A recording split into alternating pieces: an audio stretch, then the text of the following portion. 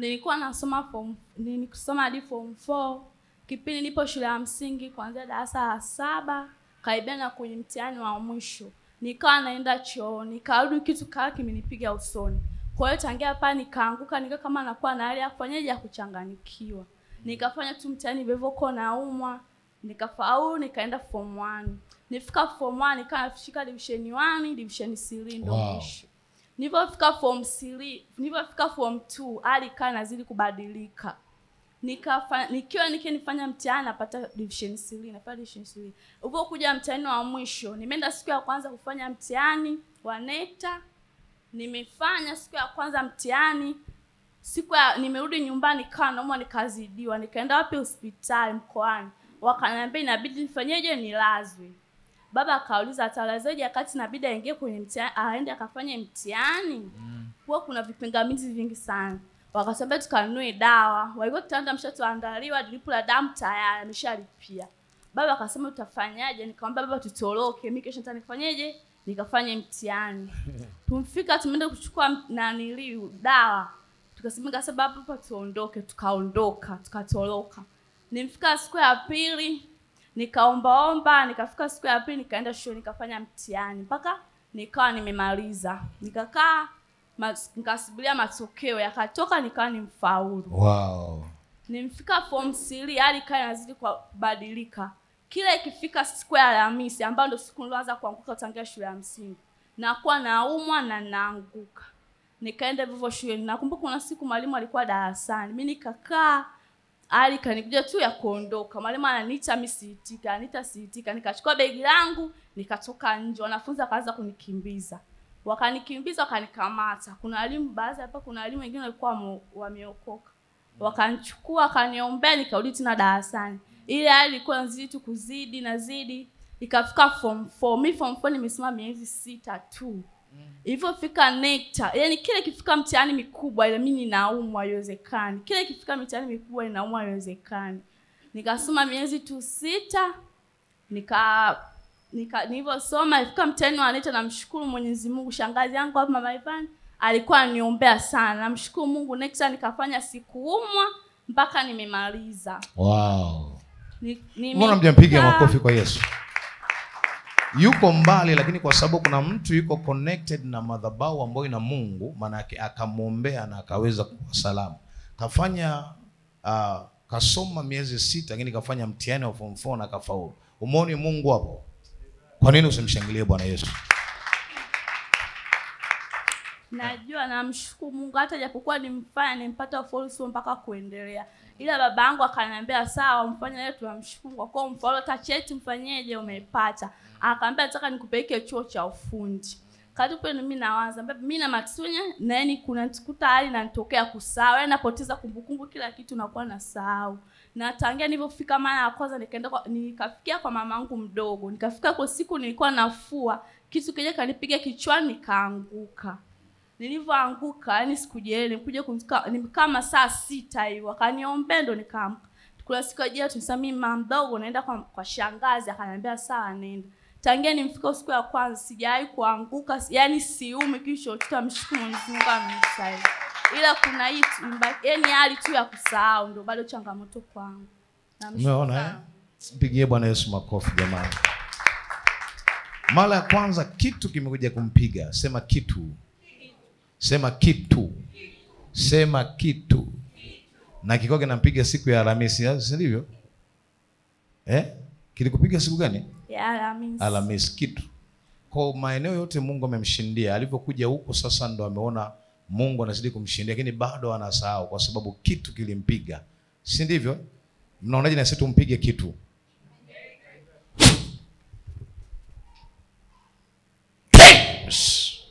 Hiyo hali kaondoke. Come out. Come out. Ndio. Kitu kwa kitu. Kitu Jesus, afu na kitu giza. Kitu ni kitu cha Yesu. Yamna kusahau. In the name of Jesus. Mwacheni. Toeni hicho ambacho mmevesha kwenye ufahamu wake. Kiondoeni, ondoa haraka. Ondoa hicho ambacho mmevesha kwenye ufahamu wake. Ondoa, fanya haraka. Ondoa hicho ambacho umevesha kinaharibu kumbukumbu zake. Ondoa. Madam yuko mali hapa, akili yake inakuwa sawa. Hakuna kuchanganyikiwa, hakuna kusahau. Tunatangaza akili iliyo bora. Tunatangaza akili iliyo sawa. Toa! Ondoa hilo giza, ondoa hilo giza, huo uchawi tunauondoa. Roho Mungu ananiambia hichi ni kisa, kwa sababu it's like kama kuna vita ya mzazi na mtu mwingine, kuna kupishana kati ya watu wawili. Ndugu yake yuko wapi? Sawa, kuna kupishana kati ya familia mbili. So familia moja ikatuma kitu. Sasa Yesu anachomoa kitu. Mpigie Bwana Yesu makofi. Mpigie Bwana Yesu makofi. Ninasikia mpaka jina lake, ninasikia mpaka jina la mtoto wake. Bwana amekukumbuka. Take it in the name of Jesus. Mwacheni hapo chini. Tupe ushuhuda.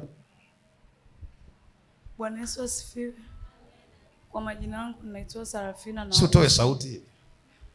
Kwa majina yangu naitwa Sarafina na Samueli. Napenda kumshukuru Mungu kwa mambo makuu aliyonitendea. Namshukuru Mungu kwa kumponya mtoto wangu. Alikuwa anasumbuliwa na ugonjwa wa macho. Wow, yuko wapi mtoto? Nani anakumbuka siku moja tulifanya deliverance ya RH ambayo ilikuwa inamsumbua mtoto wake? Leo hajafika? Okay. Ilikuwaje, tuambie? Nini kilitokea? Mtoto wangu nimezunguka naye hospitali nyingi. Kila ninapoenda naambiwa na allergy ya mwanga, upepo na vumbi, lakini mazingira ndio mazingira na ukulia kila siku. Mtoto ana macho yanakuwa yanamwasha, na unamsaidia kumkuna yale macho, yanabadilika rangi kabisa, anakuwa ni rangi ya kahawia. Nakumbuka ilikuwa siku moja nimekuja naye hapa. Ilikuwa ni siku ya kunywa damu ya Yesu. Nikamleta mwanangu. Kabla ya damu ya Yesu, kama leo Jumamosi, mtoto alikuwa anaumwa macho. Baba akaniambia, mbona mtoto hamjasema kama anaumwa macho? Jumapili yake ndio ilikuwa ile siku ya damu ya Yesu. Mtoto wangu nikamleta, baba akanywesha damu ya Yesu na ule mkate. Kuanzia pale mpaka muda unaongea. Wow. Mwanangu hajawahi kusumbuliwa na macho. Wala haumwi tena macho. Wow, mpigie Bwana Yesu makofi. Sijaona kanisa wakimshangilia Bwana Yesu. Ongela kwa ushindi. Asante. Pia napenda kumshukuru Mungu kwa haya maombi ya group la online tulianzia pale nyumbani. Baba, nimemwona Mungu katika haya maombi, kwani mtaa mzima sasa hivi hata mwanangu akikosea wanaanza kumwambia sijali mamako anaomba, sijali mamako anafunga, mimi sijali chochote. Yaani chochote atakachofanya mtoto wangu wanakimbia kwenye yale maombi ambayo tunaomba kila siku. Wow. Tukiamka asubuhi wanaanza kutuambia waombaji wameamka. Tukiamka asubuhi yani unakuta vitu ni vingi, mambo yanakuwa ni mengi. Namshukuru Mungu kwa kweli, maombi yametusaidia. Amen. Pigie Bwana Yesu makofi. Wacha Mungu akakupe faraja mwanangu. Wacha ukamwone Mungu. Amen. Kuna mtu anamshuhudia Mungu na machozi yanatoka, maana yake ameweza kuona ule mguso wa kimungu. Amen. Kile Mungu alichokupa kinaenda kuthibitika. Wacha Mungu akayakumbuke maisha yako, akaukumbuke unyonge wako. Wacha Mungu akakupe heshima. Anasema anakitoa kinyonge mavumbini, anakiketisha na wakuu. Wacha akakuketishe, wacha akakuinue kwa ajili ya utukufu wa Bwana. Mama, mkumbatie binti yako kwa nguvu. Ninaomba mtu awe karibu yake, kwa sababu kuna nguvu ninaona itaingia kwake. Karibu. Bwana Yesu asifiwe. Amen. Namshukuru Mungu kwa shuhuda mbili. Shuhuda ya kwanza, namshukuru Mungu kwa ajili ya mtoto wangu. Wiki iliyopita mtoto wangu alikuwa anapitia kwenye changamoto. Hospitalini walisema kwamba ni changamoto ya meno, lakini kwa yeye ilikuwa ni zaidi. Lakini namshukuru Mungu kwa sababu nilimshirikisha katibu, na naamini katibu naye atakuwa alimshirikisha baba, na mtoto wangu sasa hivi ni mzima. Amen. Jambo la pili, namshukuru Mungu ni siku ya leo. Tangu jana miguu yangu huwa naisikia ni mizito. Yaani miguu inavimba alafu mizito, hata kutembea siwezi. Lakini nilipokuja hapa asubuhi wakati tunasifu, na mimi nilikuwa ninasifu, ninacheza sana. Namshukuru Mungu, baada ya kusifu miguu nimeisikia mepesi na yale maumivu na ile kuvimba kumeisha. Wow, mpigie Bwana Yesu makofi kanisa. Yesu mponyaji yuko mahali hapa. Ongeza makofi na vigelegele kwa Yesu. Amen. Bwana Yesu asifiwe. Amen. Bwana Yesu asifiwe sana. Amen. Mimi kwa majina naitwa Samia Sitiru. Ninamshukuru Mungu kwa mambo makuu anayonitendea. Nakumbuka siku za nyuma kama mwezi uliopita, imefikia kila siku nikifika kazini naanza kuumwa. Nimeenda kila mara nikifika tu kazini naanza kuumwa mpaka inafikia muda nashindwa hata kufanya kazi. Nimeendelea hivyo, mwisho wa siku nikaamua, nikamwambia Esther, leo najisikia vibaya. Nikaenda hospitali nikapima, nikamwambia mbona malaria hauna, UTI yani unayo kidogo sana ambayo unaweza ukanywa maji ikaisha.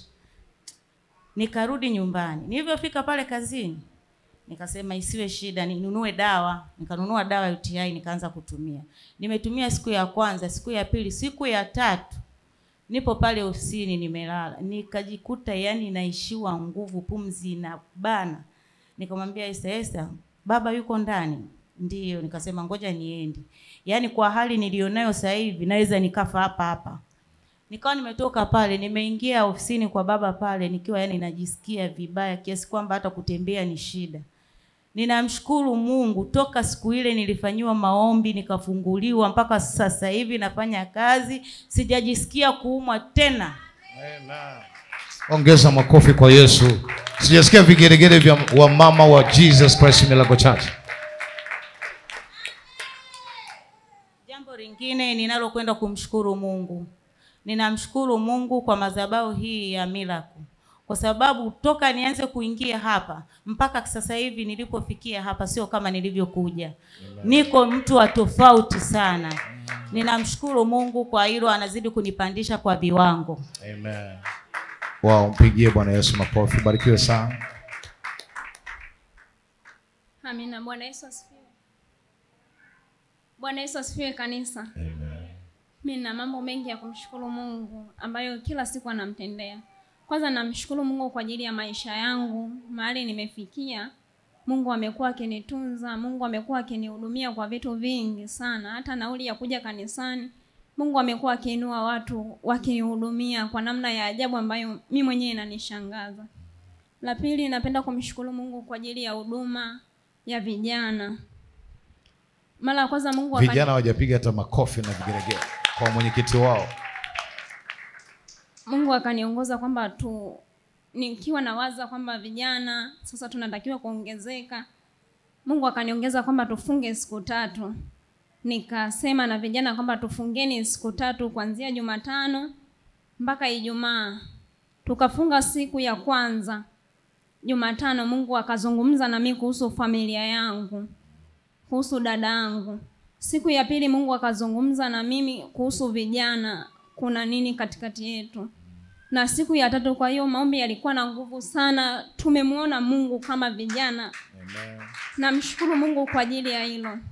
Pili, namshukuru Mungu kwa kunipa kibali kuweza kusimama kwenye madhabahu yake, kunilizia kwamba na mimi ninaweza kusema jambo.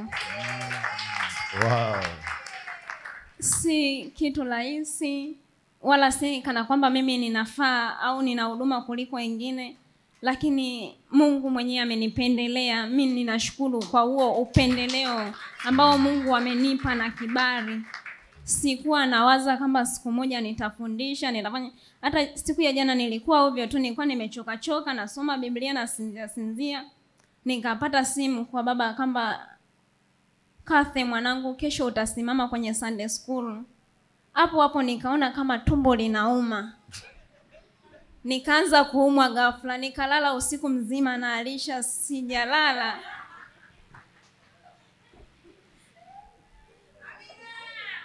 Mahali nilienda kukaa kwa muda mfupi.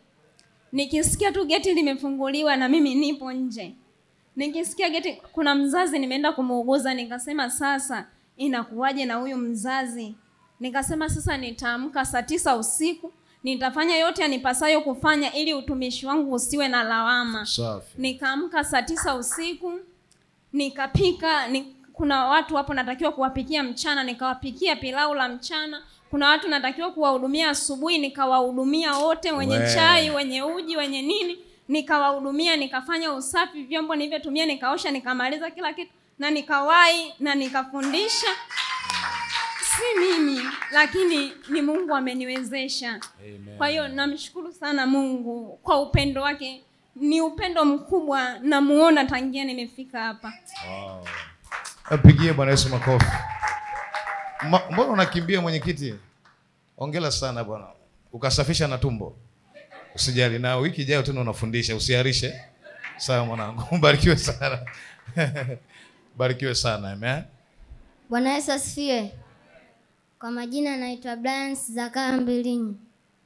Leo nimekuja kutoa shuhuda kwamba ilikuwa Jumamosi graduation ya form 4.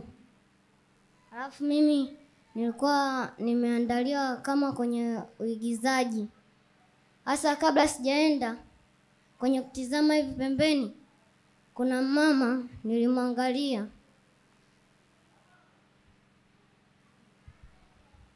Nilipomwangalia huyo mama akawa anacheka. Alipokuwa anacheka nikaanza kushangaa kama tumbo linauma. Nikasema inakuwaje tumbo linauma afu mama anacheka?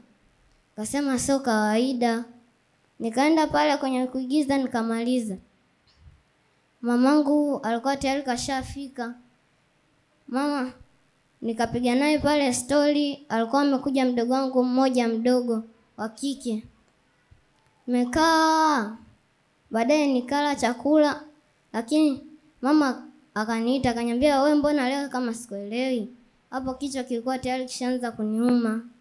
Nikasema mama, sijisikii vizuri, kichwa kinaniuma. Akaniambia pole, ngoja tukutafutie panado. Akaenda kunichukulia panado. Nilipokunywa mama kana analazimisha niongeze maji tena ili kichwa kipoe. Alafu mimi kichwa kikiwa kinaniuma, sipendagi kula kitu chochote. Mama akanilazimisha nikanywa maji, baadaye nikajisikia kutapika. Nataka kwenda kuomba ruhusa kwa mkuu ili niende nyumbani nikatibiwe. Nikakaa chini nikaanza kujisikia kutapika, nikatapika. Baada ya hapo nikamwambia mama, mimi sijisikii vizuri. Akasema kakae kwanza pale kwenye mti, afu mimi nikaongea na mwalimu. Mama akawa anaongea na mwalimu. Nikakumbuka kuna mchungaji alisema ukiwa unaumwa ukiwa unaomba, yani unaombea kitu unachoumwa, shika. Kama tumbo linauma inabidi ushike tumbo, kama kichwa kinauma inabidi ushike kichwa. Nikashika kichwa changu nikamwomba Mungu, na hapo baadaye Savio akatupa ruhusa kwenda nyumbani. Na kanyaga tu hospitali nikawa sijisikii kuumwa tena. Wow. Ongeza makofi.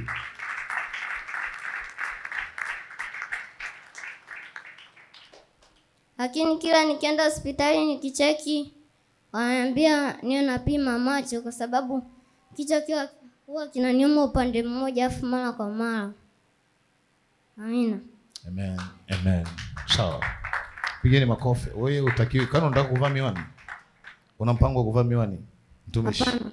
Amen. Bwana Yesu asante kwa ajili ya mtoto huyu. Tunaruhusu site zote zikapate kukaa sawa, mishipa ikakae sawa, na macho yake na kichwa chake kipate kuwa salama. Katika jina la Yesu. Sema amen. Amen. Pigie Bwana Yesu makofi. Ongeza makofi kwa mtumishi. Bwana Yesu asifiwe. Mimi napenda kumshukuru Mungu kwa shuhuda mbili. Shuhuda ya kwanza ilikuwa ni juzi usiku wa kuamkia jana. Nililala nikaota niko na wazungu, watu weupe. Tunaimba kwenye mkutano mkubwa sana. Then wananisukuma, kaimbe. Baadaye tukatoka wakaniita wengine kama vitoto vidogo vya size ya kati kama darasa la 3, la 4. Wakaniambia nifundishe kuimba. Ila nimekuja kuona Mungu ni mkubwa. Kwa sababu leo kwenye maombi hapa Mungu kajidhihirisha, kaonyesha kwamba nina uwezo wa kuandika nyimbo zangu mwenyewe, nina uwezo wa kufundisha kuimba, kitu kama hicho. Kwa sababu nilikuwa napenda, mimi napenda kuimba, nimeimba toka niko mdogo. Ni mtu wa kuchukua nyimbo za waimbaji, naimba, nazirudia, sometimes hata kurekodi na rekodi nyimbo, lakini sio za kwangu. Lakini namshukuru Mungu, najua kainua kitu kipya kwangu na nitaendelea kumtumikia. Amen. Ongeza makofi kwa Yesu. Nila sana, unajua nila sana, kuna kitu Mungu amekuonesha, unakuja nyumbani mwa Mungu. Ndio maana nasema andalio la moyo la mwanadamu, jawabu linatoka kwa Bwana. So amekutana na jibu ya kile ambacho Mungu alimuonyesha. Pigie Bwana Yesu makofi. Shuhuda ya pili ni imetokana na neno la leo la Sunday School kuhusu kushuhudia. Mimi binafsi nimejisikia vibaya kwa sababu nilikuwa na jirani yangu pale ninapokaa mimi Mchungwani. Niliongea naye siku za nyuma kama wiki iliyopita, akawa ananiambia kwamba mimi sasa hivi nataka kusafiri, nataka nielekee Mbeya, ila kuna hela natakiwa nikaifuate Mbeya ili kusudi nikirudi niwalipe kazini, maana nilichukua nataka kumalizia chuo changu, maana amejenga Mbezi. Kwa hiyo soon nahamia kwangu na vitu vyote vitakuwa sawa. Then tumeongea maneno mengi, kawa imeisha hapo, sikuwasiliana naye tena. Amekuja kunipigia, nikaona missed call, sikumtafuta. Ila jana nimeshtuka sana kwa ubaya, yani nimeshtuka vibaya sana. Natoka nje, kuna waga naishi na mwenyekiti pale. Ndio nikamsikia anazungumza.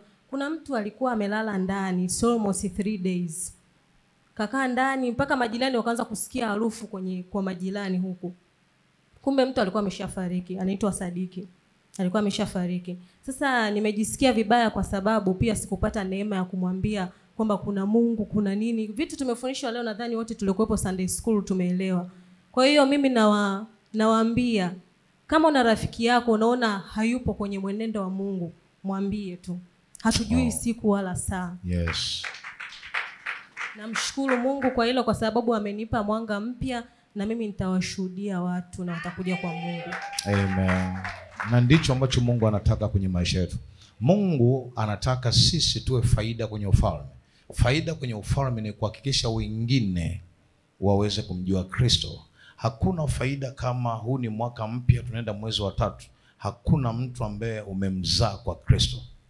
Unaweza ukazaa hata mtu mmoja kwa Kristo na ukahakikisha yuko salama hata mwaka mzima. Unaona hapa tulivyo, kila mmoja akija na watu wawili au mtu mmoja, maana yake ufalme wa Mungu unazidi kufanyaje? Kujengwa na watu jehanamu inakosa watu. Kwa nini jehanamu ipate watu? Wacha ufalme wa Mungu upate watu, na wakati huu umeisha. Bwana Yesu asifiwe. Amen. Bwana Yesu ape sifa. Amen. Mimi kwa majina naitwa Fidea Francis Dastan. Namshukuru Mungu kwa kweli kwa siku ya leo. Mungu ameniona. Maana changamoto yetu sisi kwenye familia yetu, tu Wakristo wote, lakini yani hatuna bahati ya kuolewa na Wakristo wenzetu. Yani wanaolewa tu na Waislamu. Na mimi mpaka sasa sijaolewa. Yani bahati ninayopata wanaume napata tu wa Kiislamu. Yeah. Hata baba ulivyoniuliza pale kwamba kwa nini hujaolewa, nikasema sijui. Lakini namshukuru Mungu ameona kitu gani ambacho kinanizuia nisiolewe. Namshukuru Mungu kwa kweli, na mpaka sasa nina amani. Yes, na kuanzia sasa tutakuwa pamoja. Amen. Yes. Hongera sana, barikiwa sana. Amen. Ubarikiwe, leta mkono. Barikiwa sana. Amen. Mungu akakulinde, akakutunze. Yaani kama Mungu anaweza kujua kuna shida ya ndoa kwenye familia yako, kwa sababu kitu ambacho kulikuwa unadhani kwa nini wanakuhitaji sana watu ambao wako kinyume na imani ya kwenu? Ni kwa sababu kuna spirits, kuna roho aina fulani ambayo ipo ndo ina attract, inavutia watu wa aina fulani, sawa?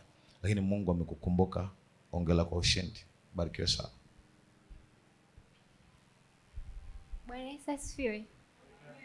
Kwa majina naitwa Nancy, ila napenda nimshukuru Mungu kwa neema hii aliyonipatia. Nilikuwa napata changamoto ya kupata kazi. Mara nyingi sana nilikuwa napata vibarua yani ambavyo vinakushika sana muda wako. Sasa hivi juzi nilikopo, kabla ya huku nafanya vibarua, nilikopo naendelea kuombaomba kazi sehemu mbalimbali. Nilikuwa nasambaza CV zangu. Sasa nilikuwa hapa, kabla sijapata kazi hapa pale nilikokuwa mwanzo, yaani muda ulikopo umenibana sana. Sasa nikiwa ninashika simu nikiangalia mahubiri yanavyoendelea huku kanisani inavyoendelea, ni roho inaniuma. Ini mpaka namuombaga Mungu sana, namuomba Mungu, naomba nisaidie nipate kazi ambayo yaani naweza nikapata muda, naweza nikarudi kazini kwa angalau yaani isiwe usiku sana, yaani iwe angalau hata jioni vile narudi nyumbani nafanya vitu vyangu vya msingi. Juzi ya Alhamis nilipigiwa simu na kutokana na zile CV nilizosambaza. Wananiambia kuna kampuni moja hivi ya fashion, mambo ya fashion. Walinipigia simu wananiambia, Nancy vipi ushapata kazi? Nikasema bado, lakini bado naendelea kufanya kazi sehemu nyingine.